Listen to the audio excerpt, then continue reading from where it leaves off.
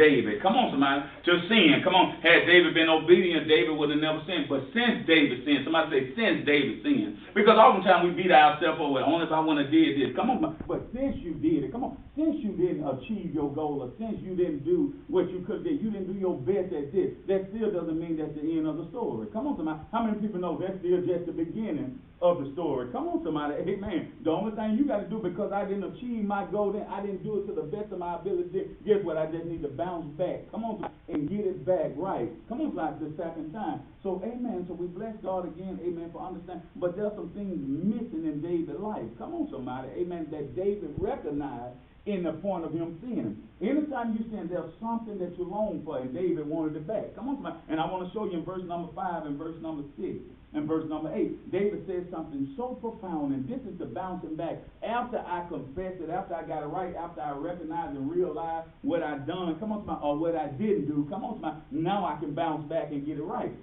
But something David said, watch what David said in verse number 5. Now, the first thing David did, he made an excuse on why he did it. Come on, somebody. Well, in other words, David gave himself a handicap. David said, well, I was shapen in iniquity and sin that my mother conceived me. Come on, somebody. We don't have to make an excuse because God already knows, amen, our handicap. God already knows our weaknesses. God already knows our downfall. But the good thing about a downfall, there's always a way.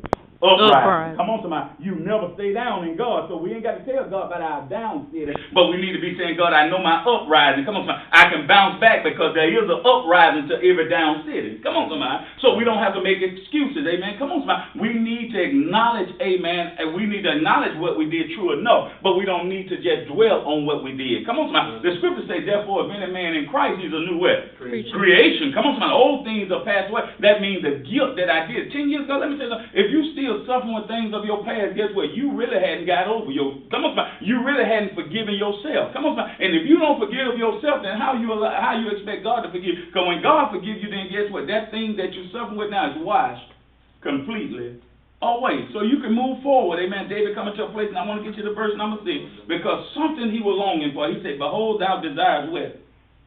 Truth in the inward part, and in the hidden part thou shalt make me to know. In other words, David said, you'll recreate back in me what's missing. Come on, somebody. And the only thing that I need was what? Wisdom. Come on, somebody. To know to do what needs to be done. Anybody follow what I'm saying? David said, make me to know wisdom. In other words, David said, I act out in a foolish way. Come on, somebody. I did a foolish thing. Come on, somebody. What I did, it wasn't a wise man choice of doing something, amen. So we have to recognize, amen, what's missing from my life, amen, that causes me to stay down. Come on, somebody. Because if you know anything about God, God don't want you down, but he wants you where?